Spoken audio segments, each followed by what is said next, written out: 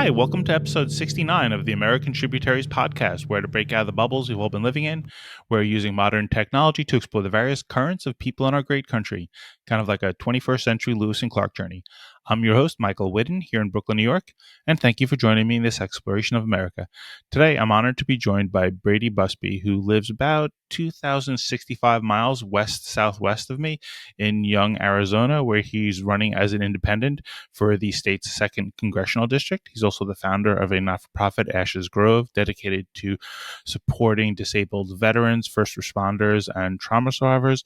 He's written a very personal book about a very, I can't imagine, difficult time in his life, and he's also served in our U.S. Army. So thanks so much for joining me today, Brady. How are you doing, and could you share a bit of your story? Yeah, thank you, Michael. A little bit of my story. I'll start in the very beginning. So I was born in Texas, Eastern Texas, Tyler, named after Brady, Texas. So that's where my heritage is. I moved to northern Arizona when I was about 3 years old. Live about 100 miles away from where I live now, in a tiny little village called Woodruff, Arizona. Uh, my grandparents live there. My great grandparents live there. Wow. It's next to Holbrook, Arizona, which is it's basically a nice place to fill up on gas and on I-40, and it's close to the Navajo reservation where I grew up. So that comes into play later in my life. But so I was raised there. I went to a one-room schoolhouse in Woodruff. My great grandfather helped build the schoolhouse and the dam and the church and things like that. So I have some heritage here in northern Arizona. When I was in middle school, I moved to Holbrook, which is the big city next door. About 4,000, 5,000 people that live there. And my parents actually we lived there, and my parents ran a radio station, uh, an AM radio station. So we were involved in the community, um, doing Easter egg hunts. I remember, and we didn't make a lot of money as in the AM radio industry. So I had six brothers and sisters. One kind of adopted, but he's a brother. Um, so we didn't have a lot, but we were family and we were a strong unit. Then we moved to Mesa, Arizona, which is where I went to high school, Mesa High School. Um, I was a track star. That was my Really? claim to fame was a high jumper. And I used to high jump 6'4" when I was 6'1". So that was a nice feat for me, but didn't really like school. I was always goofing off or in trouble or something. But after high school, I went on to do some church things, like served a short mission in Oregon for my church. Uh, got back from that, and I was living in California at the time with my cousin, and then I came back to Arizona, and I was going to raise some money to go back to California, and I got in a head-on collision with the 18-wheeler coming the other way, Oh my uh, God. not wearing my seatbelt, and the truck that I was driving was liability only insurance. Oh, wow. So I ended up having to, well, I totaled the truck and had some concussions and, damage to my face and head and stuff. And um, kind of came, I was 18, 19 years old. It's like, well, I better straighten up. I'm being a little crazy. It was my fault, just goofing off on the road. But my I couldn't go back to California. I stayed in Arizona, lived with my parents, and worked for my neighbor, paying off this truck. Mm. And that was something in my life that changed my direction, I guess you would say. Uh, got married, um, had a daughter, Ashley, and then I joined the military. Um, so I left out of Phoenix and started my 14-year journey in the military. I started with I went in combat arms because I wanted to go to military intelligence, but they're like, oh, you got to wait for your security clearance and hey, go blow stuff up and we'll give you $6,000 bonus. So I'm like, oh, cool. So I went into short range air defense. Was my first job. I was a Stinger missile guy. Wow. Um, so one of the few people who can actually take a Stinger and shoot something down with it. Uh, I was I did some tour, a lot of training at 10th Mountain Division in New York.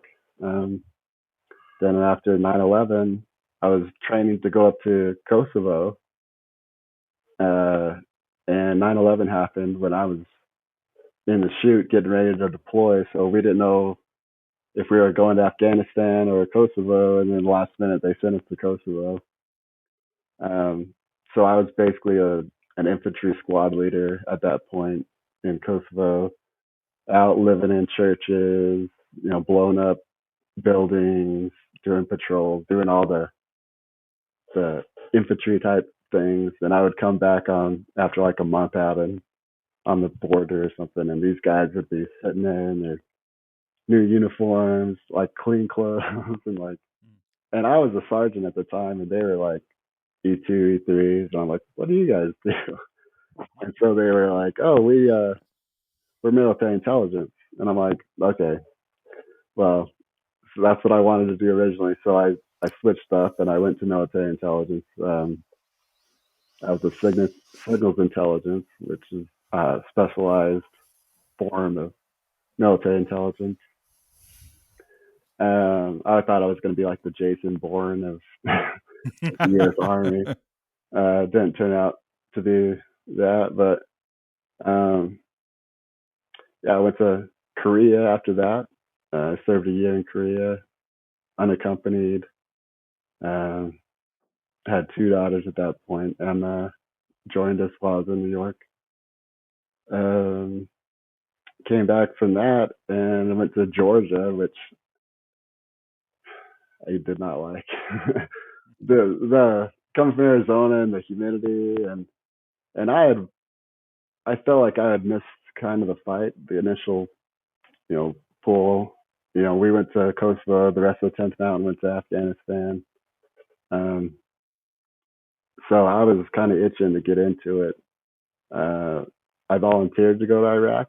I deployed for the National Security Agency as a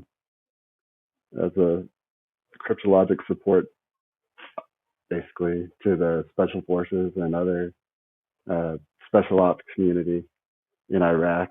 And while I was there, I distinguished myself uh, above and beyond with the special ops community, just some targets and things like that that I helped secure.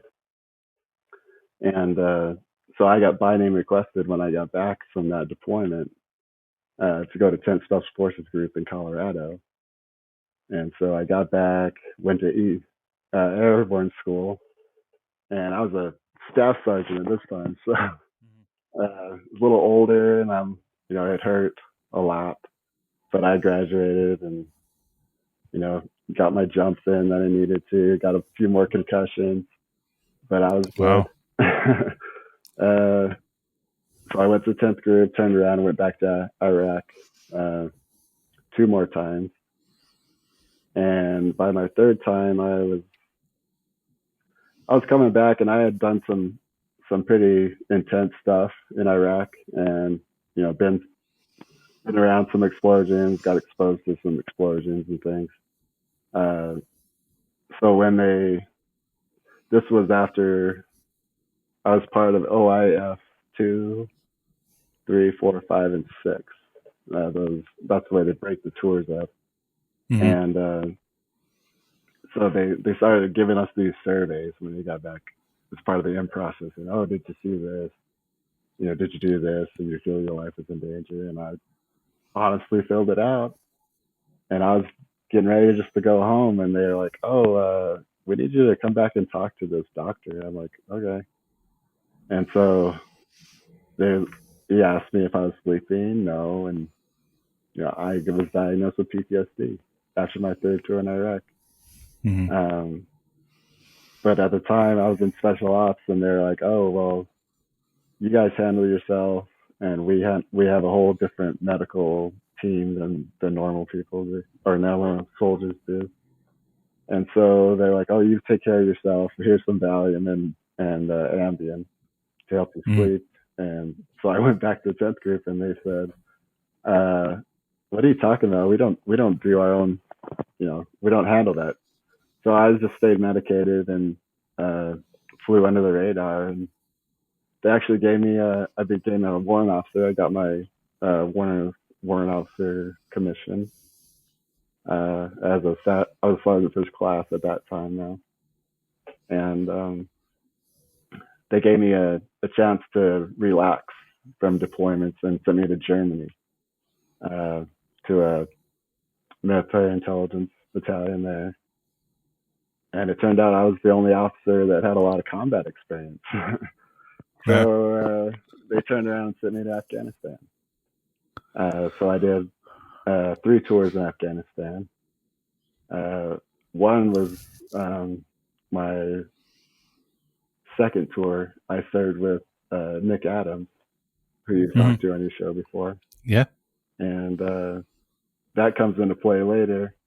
But we did a lot of cool stuff together and got to know each other's leadership styles. He was in charge of the personnel and the company level stuff, and I was in charge of a special team and asset, theater level asset, and we did our own thing. But we worked well together.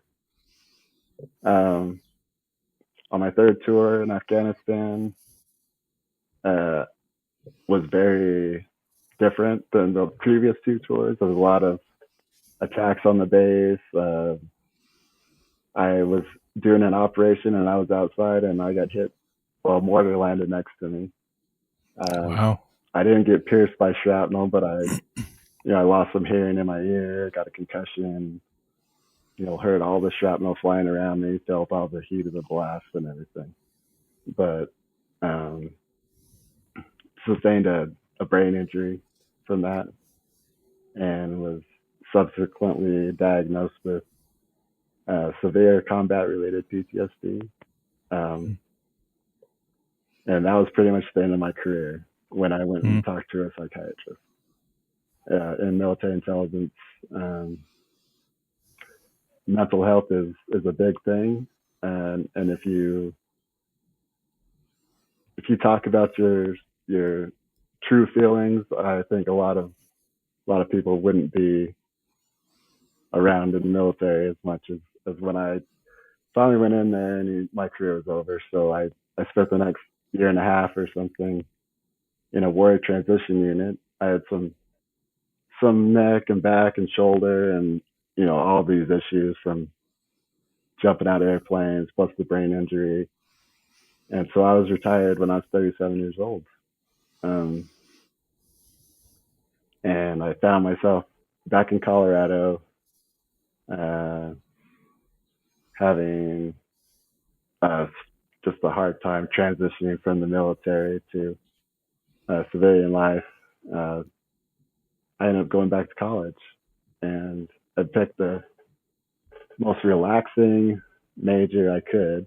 It was a geography and environmental studies with a minor in geology Mm-hmm. at the University of Colorado in Colorado Springs, and it was the best thing for me. I had gotten off of a lot of the prescriptions. They gave me 5 years to live in 2011 because I was Oh taking my God. I was taking 37 pills a day, including a high level of opiates. Uh, I had injured my back in Iraq and continued to deploy, and they would go and cauterize my nerves so I wouldn't feel the pain or the injury, and then just keep throwing me out. And at one point in Afghanistan, I was taking 100 Percocet a month. I'd go through a bottle in a month, and then I was eventually on OxyContin.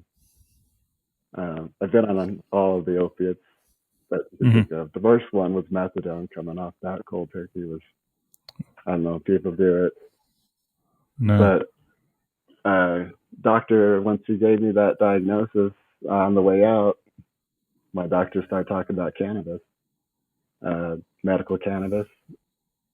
As a 37-year-old military intelligence officer with a top secret SCI clearance, I Mm. was like, all right, I'm 37, I got a life, hopefully still to lead. And I started using it as Mm-hmm. directed by my doctor. And I've been off opiates for over 10 years, off alcohol for like 14, 15 years. And I don't even take Tylenol today. Wow. But so that's that journey.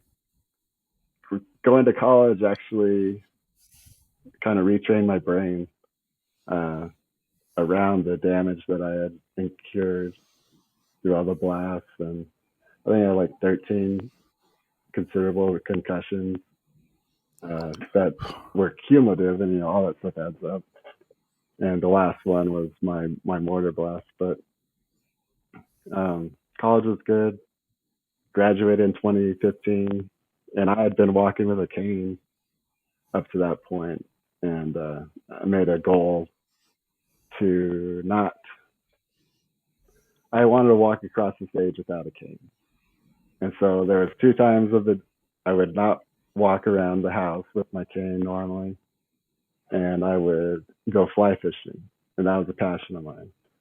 And when I was fly fishing, I wouldn't use a cane either. Sometimes I'd have a wading staff if I was going to cross a creek or something, but I would walk and use my stabilizer muscles that I wasn't using just sitting at home.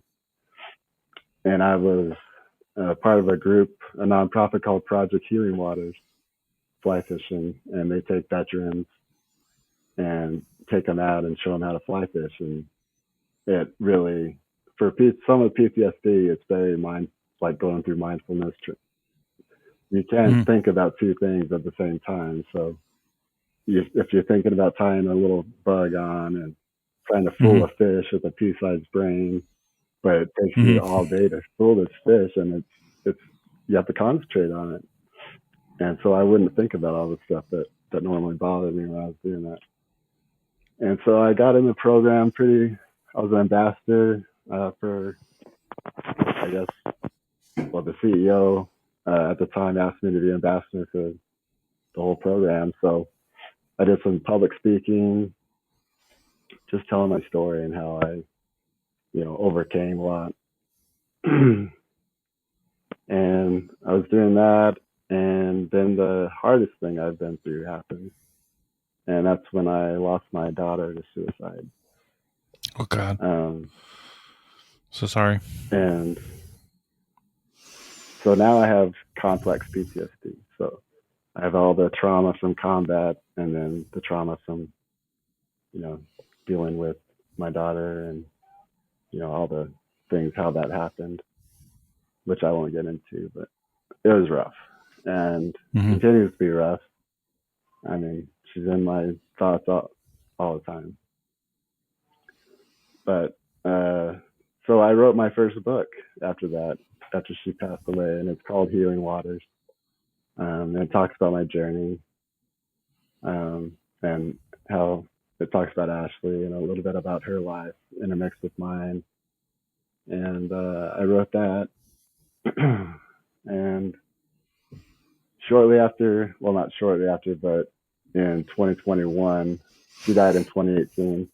In 2021, I went through a divorce after 24 years, and that prompted me to write my second book, which was Ashes Grow. It's me finding peace after the storm of everything I've been through, and that was actually here in Young, Arizona, where I found a piece of property that I called Ashes Grove, and it's a really special place. So now we bring veterans and first responders and trauma survivors up here for a few days.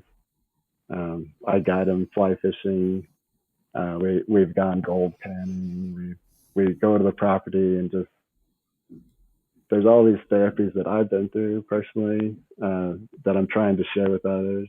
Um, helping others learn how to fly fish. I've done equine therapy, so there's a lot of animals up here. There's a lot of wild animals, which are just really cool just to look at. Elk and deer and coyotes are always in the area. So it's a Wow. wild west up here where we live. And there's not a good signal. So it teaches people to kind of decompress, get away from their phone for a while, for at least 3 days, just get up here and heal in nature. That's my partner, Deb, and I, with a nonprofit, that's one of our things is healing in nature. Uh, so after all of that and writing the book and finding this area, uh, at the end of my book, I've been watching politics closely. My friend Nick Adams, who I served in Afghanistan with, uh, currently so he works in DC as a permanent staffer on the Hill, and he saw me. I did an interview with PBS, and he saw it, and he's like, "Well, listen, we really need some good leaders up here on the Hill." And I said, I'll think about it. And some other people came forward and asked me to do some stuff, and uh, not to get into too many politics, but I'm independent, and so I'm running as independent here in Mm. District Two, where I grew up. Uh, I know a lot of the issues, with the reservation. Like most of the reservations in the state are in this district, so tribal relations is going to be a huge thing. But um, that's a little bit about my story in a nutshell. Now I'm here in Young, Arizona. I go down to the Phoenix area a lot for events and things like that. But I'm active in the cannabis community because I feel like I need to give back some education, understanding, um, things like that. I'm not I'm not shy about it. Uh, it saved my life, like I said. So I'm a big proponent for plant-based medicine. That's one of my platforms is reform on that. Yeah. But yeah, that's how I'm living today. How I mean, that's. I mean, this, as I usually spend time beforehand, like before I have a podcast, thinking about the questions that I'd have, but I knew that your story was, I mean, just so unbelievable in many respects that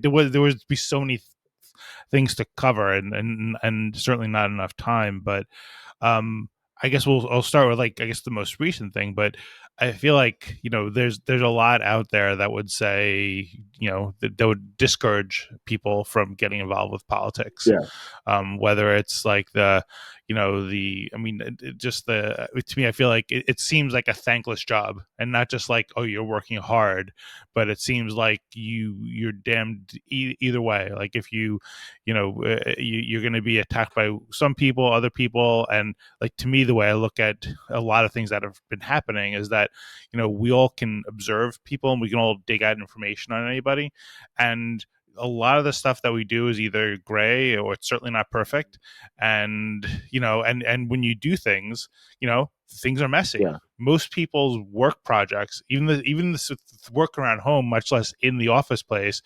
don't go flawlessly. Oh, They always are going to have mistakes. They're going to have pivots. They're going to take longer than expected. They're going to go over budget. There's very few things that happen the way they're supposed to. So it seems to me like, even if you believe in yeah, government, there you can believe in it, but then people even on the left who would support big government will then be hypercritical about things that aren't going the way they're supposed to, when it's like, well, what did you expect? I mean, that's human nature. Is there's when you have a government, a federal government that has hundreds of thousands or more people working for it, or millions, when you include the army Yeah, and the military and stuff, like, things happen and bad things happen and there are bad people out there, and it doesn't mean that you give up on the system. But it seems that once you take on that mantle of responsibility, people are always going to be out to point out what went wrong, and that's easy to that is do. easy to do. So, like, why why would you want to endure that? And maybe we can inspire others to know what drives you. Well, I thanks for asking that question. It helps me explain because I've been asked that a bunch of times. Um, I'm a patriot. That's what it boils down to. My grandfather, who I didn't really know much, he kept to himself a lot, but through doing some research, um, he got a distinguished flying cross in World War II for shooting down 6-0 in the Battle of the Pacific. So got a Purple Heart for getting shot in the hand, and all these things that he went through that I never even knew about, but I just knew him as a grouchy old grandpa that didn't like to talk much and loved to hunt and fish. And now I get it, and I've always wanted to serve. And when I was 37, and they said, "Thank you, Chief, for your service. It's time for you to retire." I didn't. At that point, I was like, well, shoot, what am I going to do now? And I'm at a point now in my life where I've got a lot of experience, and I'm only 49 years old. Um, I have a lot of experience on my belt, and I think the way I make decisions about things, I surround myself with the best information, and then I go with my gut and say, this is the best thing to do. And if I can do that for my constituents here in District 2, I'll be such a better leader than what they have or what they've had in the past. That's why I think people will vote for me. And even though I'm not, for one party or the other, just because of extremes on both sides, I think there's a silent majority out there that believes a lot of my same things, and I think I can be that voice. Mm-hmm. What in your experience it makes you believe? I guess have a belief in this, like, kind of silent majority Uh, well, recently, that present. Uh, presently, pretty much almost everyone that I've talked to since announcing I was running, unless they were uh, allegiant to a specific party, they don't understand it. But there's a lot of independents out there, especially here in Arizona, and a lot of people are upset with both sides. I mean, you got the no labels movement, that third party for president possibility. So there's a lot of people in the country, not just in Arizona, that are fed up, and I think you need to get out some dinosaurs and some clowns. That's what I'm fighting against: dinosaurs and clowns that they either are too old to know what's going on really in the country, or they don't care, they're set in their ways, or they're just a clown. And I don't know about you, but I don't like clowns. I don't know if it was I me really watching. don't I like watched it when I was a kid or something, and stuck. But yeah, I've never liked clowns. yeah. It would be funny if they weren't so Yeah, dangerous, that's true. and they're not That funny anyway. yeah, yeah, um and then I've also thought about the challenges. I think it's an easy refrain to just kind of blame something, yeah, right? Like, I can sit here and say it's the media's fault, I could say it's the politicians' fault, but I like to return personally to the idea that really this still is a country more than any other where we the people are the ones who actually have the real authority. So I like to kind of, I guess it's almost empowering if you can say it's my fault, more than to say, oh, it's Donald Trump's fault or Joe Oh Biden's yeah, fault. yeah, Because once you do that, you've really kind of emasculated yourself. You can't do anything then. So I'm going to blame myself, and I think that what I see in politics is both parties seem to kind of peddle in like solutions that don't blame you, that don't burden you, and are really yeah, simple. And I think that we should know, all of us as adults, we should know that we are all involved. We're all partly to blame. We all need to shoulder some of the burden, and that things are going to be more yeah, complicated. But yet we kind of eat it up. That what the politician says, we're going to vote for the politician that says what we want to hear, which is it's not your fault, yeah, right? And you don't have to do anything. We're going to make the other yeah, guys do it, exactly. right? There's mass shootings, but we're only going to look at the other side and do the one thing that they don't want us to do. Exactly. Um, and I think that there needs to be more maturity in the electorate to also say, like, look, we have a part to play. Like, New York is interconnected to people in Arizona, as as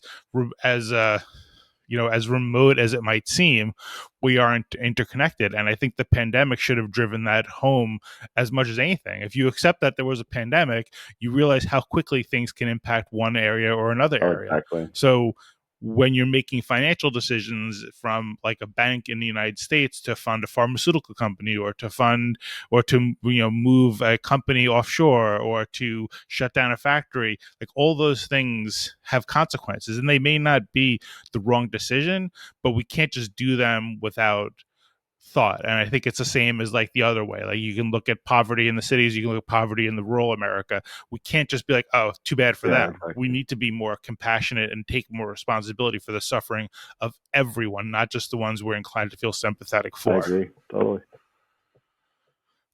But I think that's my perception, is like, I think that there needs to be a mature, we need to be more mature as voters to understand that there's no easy Yeah, solutions, and there's no burden free and solutions. that's education is a big thing. Sources of information. I was an intelligence officer, so I did all sorts of information from different sources, and then I would evaluate it. And I think everyone needs Right. to do that. There's so many different sources of or avenues to get your information out there. Um, just take some of them with a grain of salt. That's all. That's all you need to do. Yeah. So, like, how for you? I mean, is it, as an intelligence officer, what would you say for the average person? Even like in your campaign, there's probably could be misinformation, and there certainly be misinformation on the, for the presidential Yes. level, right? So what would you say to somebody like myself about how to navigate, finding out what's real information? And then on top of that, I think being realistic about it, I think, all of us only have so much time.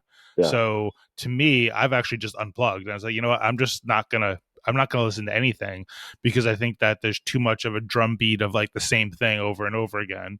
And I just don't have time to go between MSNBC and Fox News and read the Wall Street Journal and the New York Post and the New York Yeah. Times. As much as I would like to be that kind of citizen, I don't have that time. Yeah. If we So, could. long-winded way to come back to just say, what would you recommend to people about trying to kind of winnow through all the information? And Well, I would. You know, there's media outlets over there. I'm not going to support even one or the other. I mean, but MSNBC, Fox News, CNN, they're all various different point of views that you're going to look at. So I don't know, find at least three different extremes and uh, listen to the extremes and see where they meet and where they have Mhm. common ground. And as an independent, that's what I'm looking for is common ground. Moving forward, yeah, we've got a lot of stuff going on. We just need to, if anyone can say this, is me. We need to move past our issues, put one foot in front of the other, and just keep going.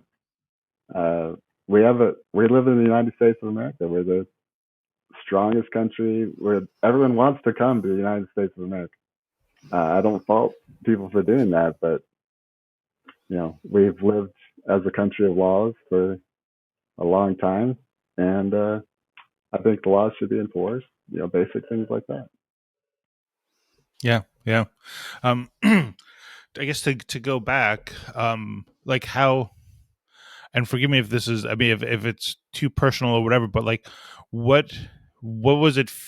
What is the feeling when you have like PTSD? Is it just other like, is it flashbacks? Is it just kind of like a constant, like you feel like you have a boulder on your, like on your chest, on your Yeah. shoulders?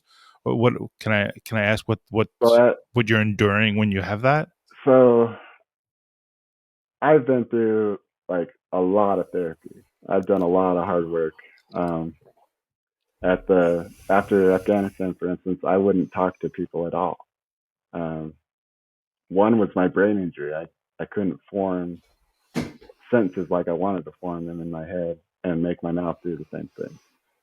Um, so there was physical lit things. I couldn't do crowds. I'd go to church and I would sweat rings in my shirt. I had like the strongest deodorants that they made, and I would still, you know, just extreme anxiety, always looking over my shoulder. Um, uh, I had the feeling that I could only circle the flame so many times before my number was up, and when I almost died in Afghanistan, I believe my number was up, so I was extremely cautious. And then, given 5 years to live, I had like an end date of 2016, so um, that's one thing. The nightmares I still have. So I'll wake up with you know sweat through my sheets and stuff, and Mhm. that's that's something I take medication for and stuff. But uh, extreme anxiety and just if someone walks up behind you and scares you, just yells boo, and Mhm. you're not expecting them. Uh, so that about times 10, Mhm. uh, Mhm. and you don't have control of it, and Mhm. it's extremely frustrating. When I was in my acute after Afghanistan phase, they sent me to a mental hospital in Virginia from Germany for a month, and it was not a great place. And I learned a lot of things from all my therapy. I've learned something: either it works or it doesn't for me. Mhm. Um, I remember coming off of Valium, for instance. I'd been on Valium for since 2015 to 2020. So, and I was taking 10 milligrams of Valium a day, and while I was going through some intense therapy in UCLA, and they said, "Well, you should probably come off of that." And I was like, "All right." So I was Mhm. doing equine therapy at the time, where I was had this horse, this beautiful horse, great horse, and I was just trying to get the horse to move, lead the horse around the the track or whatever. And horses Mhm. pick up on everything that's going on inside. So this Really? horse, I'm like grabbing it up. All right, come on, horse. Just dug his feet in. I'm not going anywhere with this guy. And I'm like, come on, you stupid horse. And I was like crying. I'm like, I can't get this thing to do what I want. And it took a month to get this loving horse. I can't say dumb horse, but this horse that could pick up on. I had to get myself right in here before he would do anything. Um, Mhm. so I came off all the benzos. I came off all the opiates. I came off all that stuff. And I'm finally clear headed compared to I was in basically a medically induced coma Mhm. walking around. Uh, at one point I was in the ICU for 8 days in Germany, coming off of OxyContin, and I had a couple back surgeries that went bad, and I don't want to be like that anymore. So now that I'm Mhm. clear headed, I observe a lot of things, and then I sit back and then I make my decisions on things. So I've been observing the country Mhm. and the state of affairs for years, Mhm. and I feel a duty to stand up and serve again. So that's why I'm doing it. Was there something in particular that happened to you either locally or in the news that kind of was like the catalyst to saying, you know what, I'm gonna, take up a Nick's suggestion and do this? Or is it kind of just a growing Uh, it's realization? growing, but there's some main head like how Iraq turned out. Uh, Mhm. some of my targets were ultimately released after we left. Um, Afghanistan, obviously, the way that ended. These countries that I put in blood, sweat, and tears, you know, saving the hearts and minds, and doing, you know, taking out the bad guys. That if someone doesn't understand evil, there's evil in the world, and I've seen it, Mhm. and Mhm. I've done something about it. Mhm. And I think I still need to do something about it. So that's why I feel with the current things, that's why I'm running. Mhm.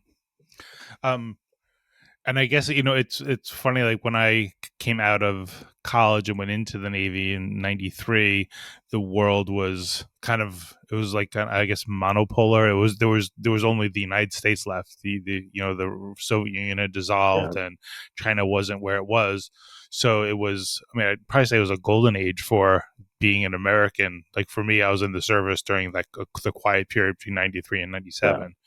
Um, but now it's kind of come full circle and become even more complicated, because I think in the past it was just a bipolar world, so to speak, but now it's tripolar, or yeah. more. I don't know if it's a word, but it's even more complicated than it was. It is. And I was when Ukraine kicked off. I was doing a podcast.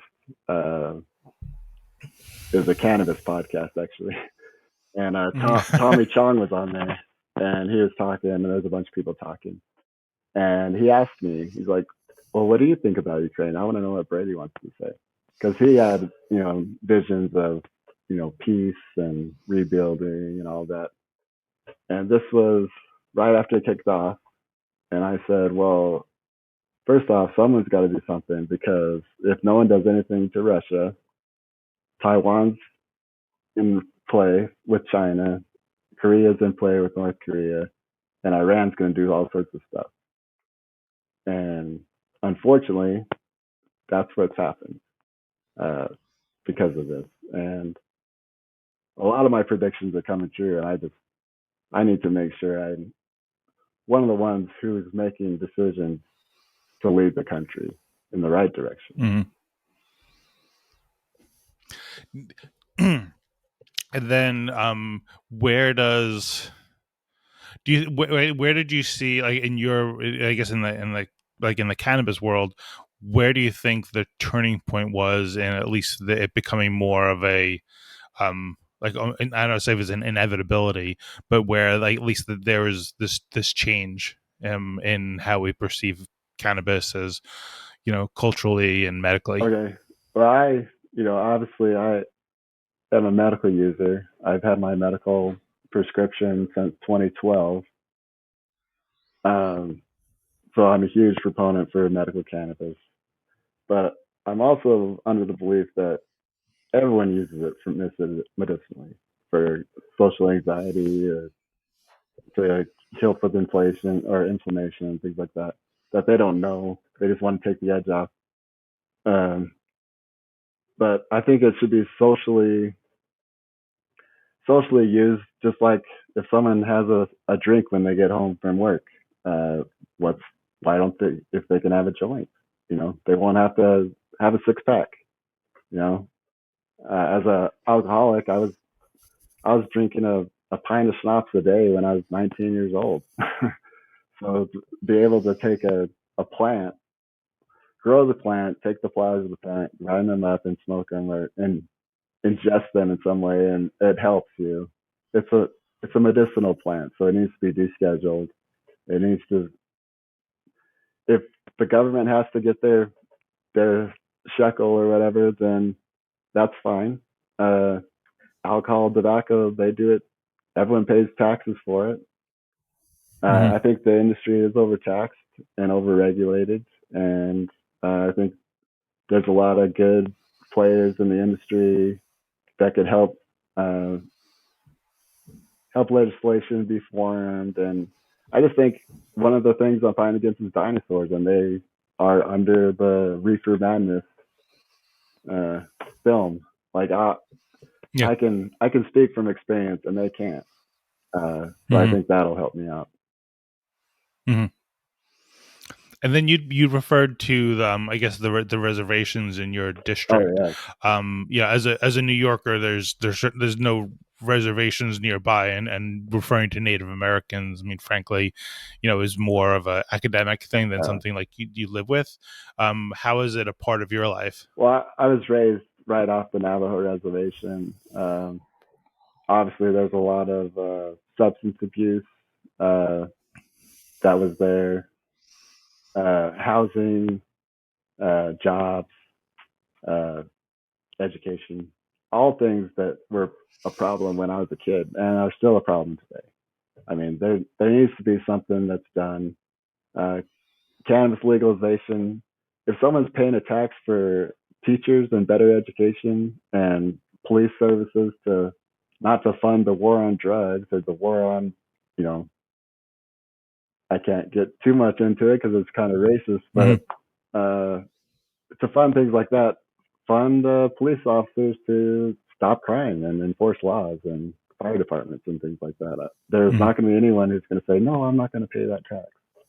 Uh, Hmm. but there's tax that people just, you know, a tax in Arizona, like almost a bribe for the police unions. The police get bribes basically for letting the Hmm. cannabis be illegal.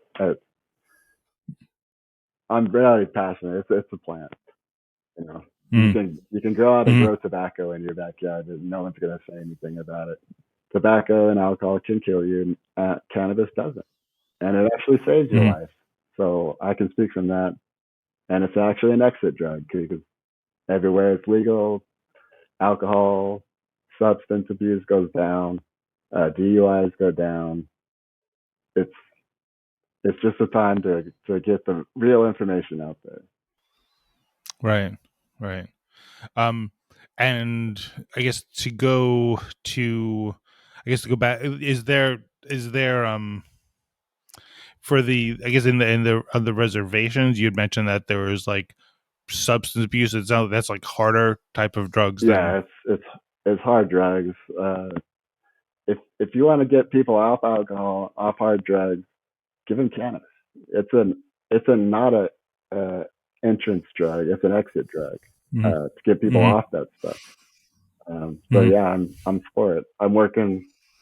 I'm not in office yet, but I'm already working with a company who wants to open a facility and on the reservation to grow hemp and Mm-hmm.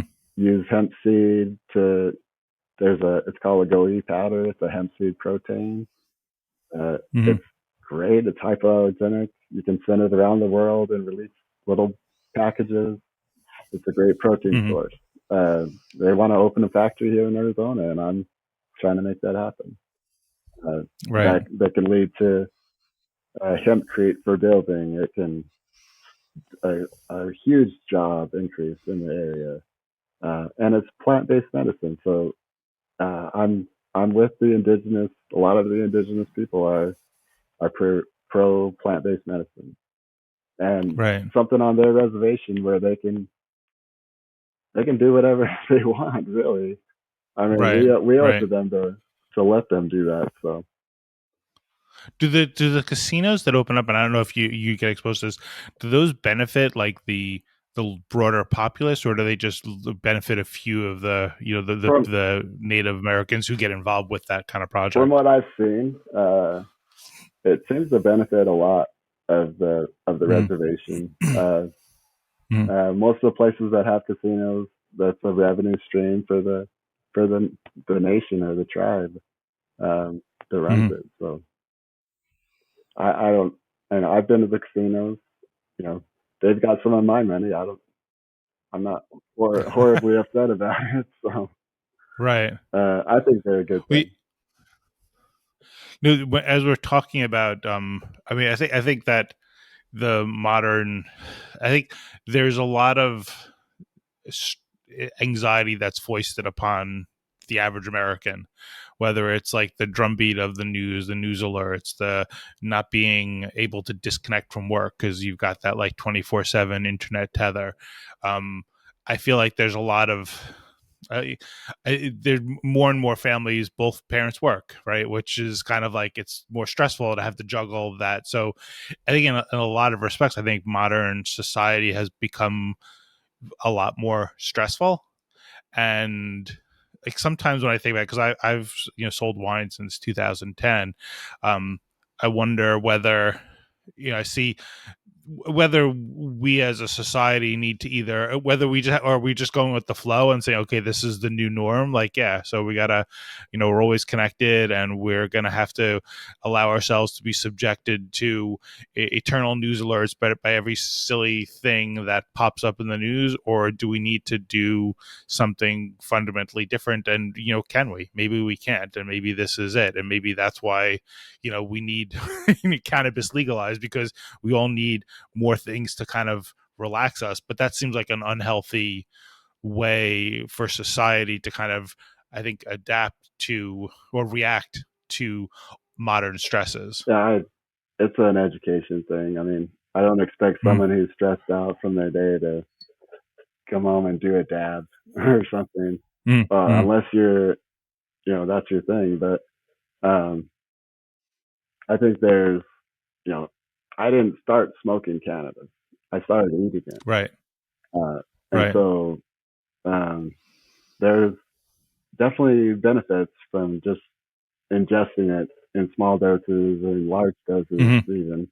Um, it's just getting the education out there about it that it's there's reefer madness. If someone has not seen reefer madness and they have Hmm. strong feelings about cannabis, watch it. You might agree Hmm. with it, but it's complete government propaganda and it's made Hmm. up. So uh, Yeah.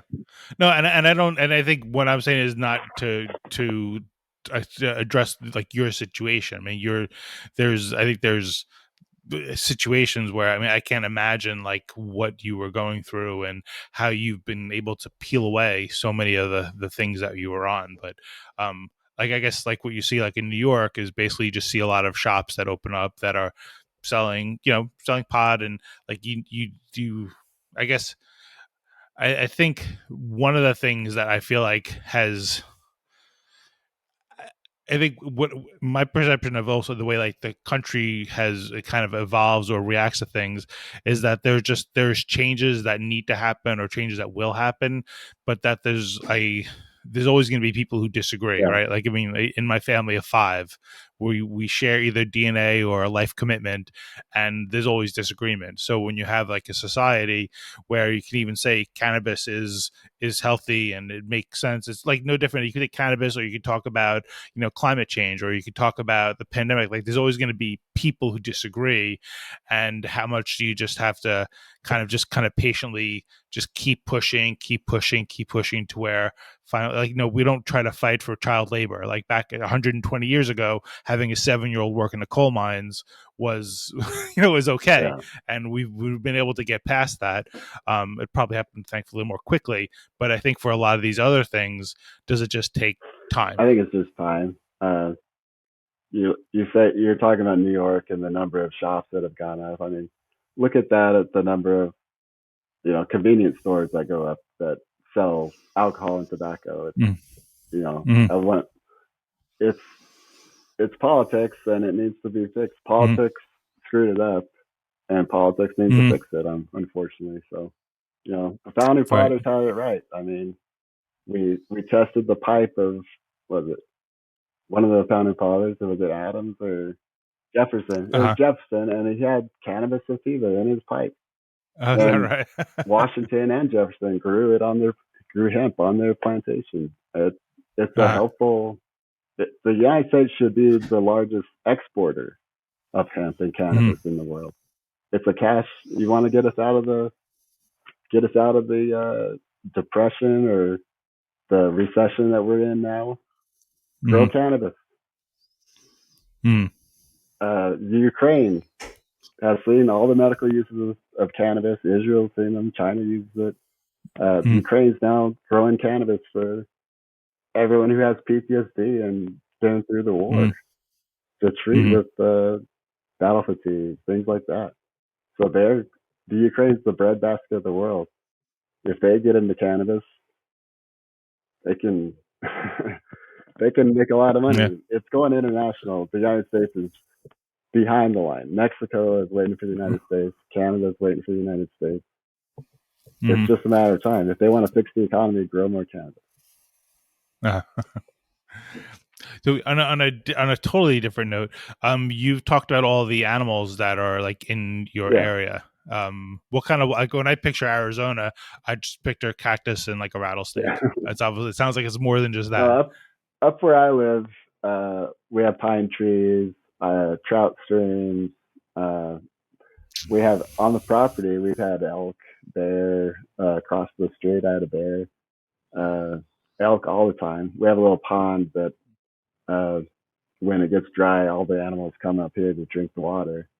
And so we've had elk, we've had coyotes, javelinas. If you ever seen a javelina, I had 9 of them on the property. What's that? It's like a little pig, and Uh huh. they don't see very well, and they really stink. But they got in by the pond, and they were running into the fence because they couldn't see, how to get out, and they were all straight up. So I had to go and shoo them out of the property. So yeah, it's interesting up here, but it gets you back to nature, and it's a healing place. So Yeah. definitely going down to the cactuses and the heat tomorrow, but we love it up there. um. Now, do you have a lot of snakes? I have seen a lot of snakes. We Uh have a gopher snake, which they huh. actually eat rattlesnakes and eat gophers. So we Uh love huh. that snake. I haven't seen a lot of gophers. I haven't seen a rattlesnake on the property uh, Uh huh. ever, but I saw a gopher snake, and that's a good sign. As long as they don't eat No, people. they don't. They are not venomous, uh, and they're good. You gotta learn about the good snakes and the bad snakes, I guess. Mhm. Now, do you need you think about like different perspectives on things. In New York, you don't need to worry about shooing away wildlife, so one less reason to ever have firearms. Do you need to have some kind of weapons around just in Yeah, case this is this your is the a wild bear comes or this is the something? Wild West. I'm armed. I'm well armed Mm. up here. Um, Uh, Not so we're so remote that you have to worry about wildlife. There was a guy up in the mountains that got eaten by a bear. Uh, he was just sitting there camping and having his morning coffee, and a black bear came up and attacked him. So mm-hmm. you have to have protection. Um, Former intelligence officer like myself, I've got enemies, and uh, it's a long trip to get here. You either really want to see me for a good reason or a bad reason. So I'm uh, prepared for both. Let's just say that. oh wow. You made a little reference that would make me want to have like a part two to this conversation, which was what you were doing in Kosovo and Afghanistan and Iraq. But what I've been wondering during this entire conversation is you have a number of pictures behind you. Yeah. I was wondering if those have any meaning. Uh, those are Ashley's paintings. Oh Uh, wow. I have this picture here. It- Mm-hmm. so I'm an artist as well. And when she passed, she left us with a lot of art, and she left us with a lot of unfinished art. And Mm-hmm. so the thing, she started painting when I got blown up and I couldn't paint anymore. Because I used to paint when I was in Korea and I got some Mm-hmm. stuff. But um, after she passed, like she took all my supplies and she used them, and now I do mostly digital art, but I use a lot of her supplies and a lot of things that she didn't finish. Like this one Mm-hmm. was a pencil drawing in a notebook, and I Oh turned wow. around and digitally created art with it. So I Mm-hmm. am an artist. I sell NFTs and things like that. So Mm-hmm. And she did the others too. She There's did. a reddish pink Yeah, one. Okay. Wow. she has a lot of work, and I'm blessed to have some of it. Yeah. I'd heard on a podcast somewhere that they talked about how therapeutic art doing art was, even if you weren't talented, Yes, it's another maybe like a meditative it activity. is totally. I've done some art therapy. Actually, hold on a second. Sure. I did this one in UCLA. Oh wow. It's a cabin in the woods Yes. by a stream, Uh-huh. and I have that one because when I was going through a divorce, that's what I wanted. I wanted a cabin in the woods by a stream, and now I live up in the woods. I live in a cabin, and I have a pond, and I'm actually going to put a Uh-huh. stream on my property with trout. So eventually, Really? yeah, Wow. And can you go fly fishing yes, nearby? it's about 15 minutes away. Okay. Well, I remember when I was probably 5, 6, 7, 8, I don't know, but going fishing with my grandfather on Jones Beach here on Long Island, and like I treasure those memories, but I also remember how bored I was Uh, as a young child, yeah, and now as I've gotten older, I'm like, man, like to have the excuse to just sit by something and just focus on the line and or just sit and talk with somebody like about anything. mm, I've explained to my wife when I was in the Navy, like when we were based in Japan and you'd get underway and obviously there's no alcohol on the ship, but you could have cigars, and since we were in Japan we could have Cuban yeah, cigars, and there was like that one point during the day where you could just sit back and just relax and talk about nothing or talk about yeah, anything, and it was I imagine that's probably the impact of like what fly fishing can yeah. A do. lot of camaraderie. I mean, people of all walks of life love fishing, so you can just Yeah. like this weekend. I was walking up the stream, and there was a couple there, and they were in a pool that I knew had fish in it, and so the guy had been fishing there all day, and I said, "Do you mind if I catch a couple of fish?" And he's like, "Sure, go ahead." And so I did. Hmm. And then he's like, "Well, you releasing those?" And I'm like, "Yeah." And he said, "Well, I'm trying to feed my family." He's like, "I'll let you fish it if you keep the fish, and I'll eat them." So he left for a while, and Hmm. he came back. I had 3 fish there sitting waiting for him, and Hmm. taught him how what the fish were doing, and it was things like that. I mean, the guy was just up from the weekend from Chandler, him and his wife. So Hmm. I fed a family and taught a man how to fish so he can feed his family again. So It's very biblical. yeah, Wow. God, well, wish we could go on. But the last thing I'll ask is with I guess your run for yeah. Congress. When has that already like really started hit the ground running, or when does that kind of like when is that all It is. in like Let's hit the ground running. Right now we're collecting. Since I'm an independent, we have to collect 10,000 signatures and $5,000. Uh, Hmm. so I got earmarked about half of the money, but uh, Hmm. I'm driving everyone to my website. There's a place Hmm. to register to sign through the state of Arizona. There's an online, so you don't just sign the paper anymore. You just go on, and if you don't qualify to sign, it won't even give you the option based on where you live. Uh, So I need 10,000 signatures and $5,000, and I'm in the process of raising that right now. and what is the website that people can go to learn more about what you're It's doing? www.busbyforcongress.org. Okay. All right, great. Well, I mean, thank you so much for making the time to talk. Thank you, so much for your service and all that you've had to go through, and thank you for continuing with your love of country and trying to make a difference in DC. Oh, thank you very much. Thanks for having me. So, thank you, and thank you to all the listeners and viewers out there. May you go out and explore our country with curiosity, respect, compassion, and humility. All right, thank you very much, Ray. Really Bye. appreciate it.